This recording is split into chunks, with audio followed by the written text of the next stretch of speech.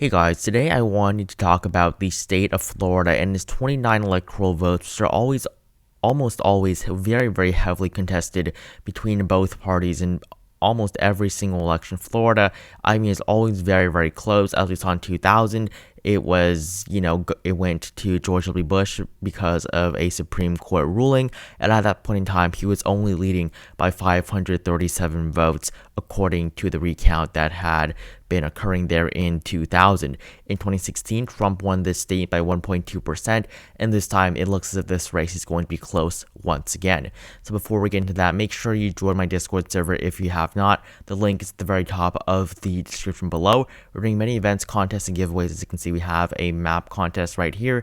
Just fill in your 2020 electoral map prediction, put it on here, and then you will be able to win prizes if your map is accurate, and we'll be giving away many Discord Nitros for accurate maps. And as well as that, I have also launched channel memberships on this channel. Just 99 cents per month, you'll gain access to some pretty sweet perks. Make sure you click on that blue join button if you are interested. So moving on to today's video. Basically, Joe Biden, his pathway to victory, as I said earlier today, was Wisconsin, Michigan, and Pennsylvania. For Donald Trump, things are a lot more different. Joe Biden does not need the state of Florida, but Donald Trump does. There is no way Trump is going to win enough electoral votes to win this election without winning the state of Florida. Technically, it is possible for this electoral map to occur, but there's no way that states like Wisconsin and Michigan or even Pennsylvania are going to vote for Donald Trump while Florida votes for Joe Biden, nor Arizona, nor North Carolina. So this map is just highly unlikely. So this state, the state of Florida, if Trump loses Florida, he loses the whole election. Joe Biden can win Florida and then win basically one other Rust Belt state, and he would win the election. So that is just how crucial the 29 electoral votes are for Donald Trump. For Joe Biden, he has a very likely pathway to victory with just these three states, but for Trump, again, they are much different. Trump has to win Florida, and right now, the numbers are not too strong for him. They are improving for the current president, I will give him that, but they're nowhere near where they should be for a Trump victory. So the 2016 election, Florida, as you can see, went to Donald Trump with 48.6% of the vote, to Hillary Clinton with 47.4%, Trump winning the state by a margin of just 1.2%, winning all 29 of Florida's electoral votes. As of right now, 538 gives Joe Biden a 62% chance at victory here in the state of Florida. And taking a look at how this forecast has changed, yes, Joe Biden is losing his lead in Florida. That's just a fact. The numbers are still on his side, in my opinion. I think that Joe Biden is still favored to win this election in Florida, but the numbers have definitely tightened since a couple weeks ago, or just a couple days ago even. But what you have to take into account is that early voting has already occurred quite a bit in Florida, and I think that with Biden's numbers up a couple days ago and just a week ago, I think that may be able to push Joe Biden over the top. I think that we will see record turnout for Florida, both Democrats and Republicans all coming out to support their candidates. So the polling average right now is Biden plus 1.5. Yes, you do see that Trump's numbers are increasing, but there is going to be a ceiling. Trump is going to hit a ceiling in terms of his percentage, because Joe Biden has basically sat around, 49% basically throughout the entire month of October. I don't expect Biden's numbers to drop. I do expect Trump's numbers to increase, though, as the undecided voters are seeming like they are moving towards Trump like they did in 2016. In 2016, as you can see, Donald Trump's numbers, they were all right. Clinton led basically until the month of October, until late October, where Trump was able to gain the lead.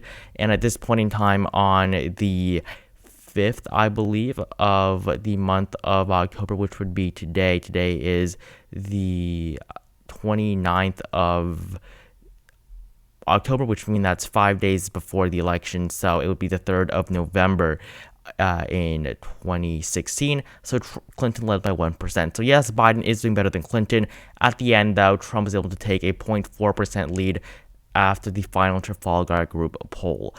We'll see how the polls turn out this time. I think that if Trump is leading in this final Trafalgar Group poll that they're probably going to do right before the election, I think that would be a horrible sign for Joe Biden, but we shall see. I personally believe that we're not going to see this type of Trump surge at the very end with Clinton leading throughout the whole race, because as we saw in 2016, there were many ups and downs between Clinton and Trump. Trump actually led in September, then Clinton gained a larger lead, and then she lost it again.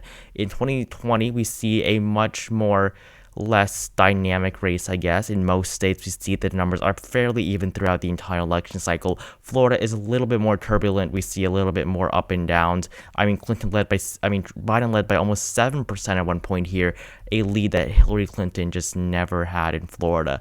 So the numbers were looking so great for him in the summer. Right now, they are closing as I think most people expected. Biden even hit 50% at one point in time. So the polls, Biden is still in the lead. There's no doubt about that. There's really nothing that shows that Trump is leading in this state as of right now. There's one poll in which Trump leads in that was conducted from the 30th to the 27th. So that's not something I would really trust. This other poll shows Trump plus 5%. However, these newer polls all put Biden ahead. And I think that is a sign that Biden may do better than what most people are expecting, because according to the betting odds as of right now for the state of Florida, Donald Trump is expected to win. Joe Biden was expected to win this state for quite a while. However, as of right now, Donald Trump basically has the largest lead he has ever had in the state of Florida. I mean, I think the betting odds don't matter. They really don't matter. They do show, however, what voters think. Personally, I would bet on Biden at this point in time, just because I think he's likely to overperform in basically every state compared to Clinton. I mean, he's doing so well in Texas, a state that nobody expected to be so close this time around. I see there's a lot more betting right now, all in favor of the current president, but we'll see how these numbers change in the next couple of days. But in my opinion, right now, the state of Florida is still really, really close. Even the betting odds are pretty much in favor of Donald Trump by a pretty large margin as of right now. The numbers here, I think, are stacking up as positive for Joe Biden, but still we're seeing a decrease. I think, are these numbers enough for Joe Biden to win? Definitely. Are these numbers enough for Trump to win? I think that it is possible for Trump to win here as well, but it is still favoring the former vice president, as I said multiple times already.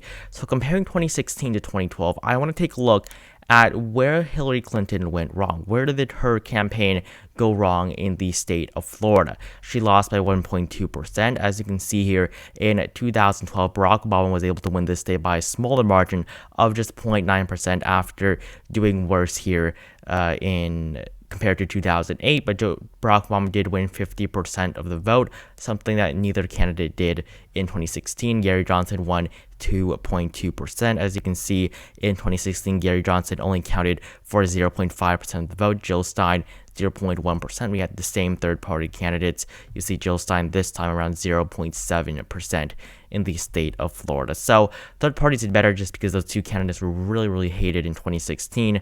But there really isn't too many counties where you see huge decreases in turnout, or I guess votes for the Democratic Party compared to 2012. You see that in most counties, Clinton did a lot worse. I mean, you take a look at Miami-Dade, 63% for Clinton. This is actually a county in which Hillary Clinton actually did better in winning. So Obama won 540,000 votes. Clinton won at 624. But most counties, basically every other large county that went to the Democrats, Hillary Clinton did worse. I mean, let's just choose a random one. Palm Beach County, 56 for Clinton. For Obama, it was 58. And keep in mind that Obama won this state by 1.2%. So it was a 2.2% shift to the left. If you take a look at Orange County right there, this is a big one. Hillary at 59%. In 2012, Obama at 58. So that was an improvement for Hillary Clinton. But you see this county right here, Jefferson County, 50 for Obama. And in 2016, Hillary Clinton lost Jefferson County, but she was able to hold on to Leon County as well as Gadsden County. So this county had, just 3,000 votes, but still it shows a decrease in support for Hillary Clinton. You saw that in Duval County, Romney won 51, Obama at 47 in 2008. In 2012, it was basically the same thing, Clinton winning 47% of the vote. But you see that in Pinellas County, Donald Trump was able to win, but in 2012, Obama actually carried this county with 52% of the vote. So definitely see a decrease in support, but also taking a look at this map, I mean, let's take a look at just some random county. We have Flagler County, Romney won 53. Let's take a look at the county on this map. Donald Trump won 58. So Donald Trump was really able to improve in many of these rural counties in Florida. I mean, Jackson County 67 in 2012. It was 64 for Romney. So what we see here in the big picture is basically Clinton did a lot worse in these larger, not a lot worse, but incrementally worse in these larger counties that really wouldn't affect the election too much. But these votes, since they were so large, there was a large amount of votes because it doesn't vote or go by county. It goes by just the total popular vote in Florida.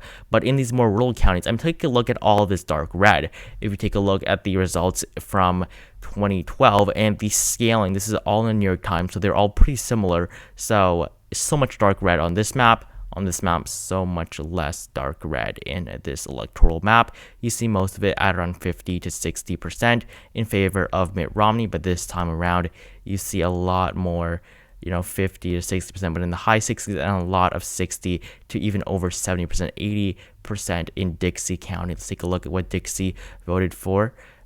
72, so it's an 8% increase for Donald Trump from 2012. So I think that right now Joe Biden is probably going to do better than Hillary Clinton. I think that there's really not too large of a chance that Biden is going to do worse than Clinton. Honestly, she didn't do too badly. I mean, there really isn't too much room for Biden to improve upon. I mean, he only has to do 1.2% better than what Clinton did in 2016. And personally, I think that he will almost definitely do better than Secretary Clinton did in 2016. Joe Biden is just much more popular, and among senior voters, he is doing much better than Clinton. Clinton lost senior voter by 17 points in 2016. New polling does show that Joe Biden is doing much, much better among older voters, which make up a huge percentage of the Florida electorate and are very important. However, the Latino numbers and Hispanic voters are not as strong for Joe Biden as they were for Clinton, but it's really not that large as the deficit that Trump is facing right now in terms of senior voters, and with Florida just being so close last time around, there really is a very small margin of error that, for Donald Trump. Taking the counties, I mean, Clinton only won, I believe, 5 counties here, so, or not 5, but just really not too much in terms of the vote count. The 5 largest counties went to Clinton, while Trump won most of the other ones, but we see Clinton was able to pick up some more liberal, smaller counties, but out of larger counties, Clinton just won the top 5. And so, yeah, basically what we see here is that Clinton definitely did worse than Obama, but it really wasn't too much. And I think that there is definitely a lot of room for Biden, or really not too much room, but just a large chance of Biden being able to do better. So taking a look at the voting results here in the state of Florida, it's currently toss-up on 270 to win. And the numbers, I mean, the Democratic Party is expected to lose here just because the Republicans do, or not expected to, but based on voting history, the Democrats were probably losing the state because the state is predominantly Republican and they do like to vote for incumbents. As you can see, they voted for Clinton in 96, they voted for Obama in 08, but he wasn't an incumbent, but they did vote for Obama in 2012. So the state of Florida, it does tend to vote Republican a lot more, but if there's a strong Democratic candidate, it will definitely flip blue. So that's good for Joe Biden. As you can see in 2000, basically it was 500 votes that weren't even finished to be counted for Al Gore, but the Supreme Court, went in and said that Bush won. So that's why Florida went to the GOP in the year 2000. I'm sure everybody remembers that, and I really do hope we do not go, into something like that again. But this time the difference is that if Florida is very close, Joe Biden is still probably going to win these 3 Rust Belt states. So although Florida, they might fight over it maybe, but it's still really not going to decide the actual outcome of the election. So Florida, a very, very important state to Donald Trump. We see this Quinnipiac poll, I guess. This was from a while ago, I will say that. But still, Biden was up quite a bit at this point in time. And what I wanted to really take a look at was Biden versus Trump on the issues right here. As you can see, on handling the economy, Trump does tend to do a lot better here, but in terms of handling crisis, Biden 49, Trump 47. COVID-19 response, Biden 50, Trump 45, healthcare, Biden 51, Trump only 43, and racial inequality, we see similar numbers, Biden 53, Trump 41. And so, yeah, basically taking a look at the top issues for both Republicans and Democrats, which will basically determine whether these things really matter down here. The top issue for Republicans was the economy with 35%. 42% seeing the economy, and then 35% seeing law and order as their top issues.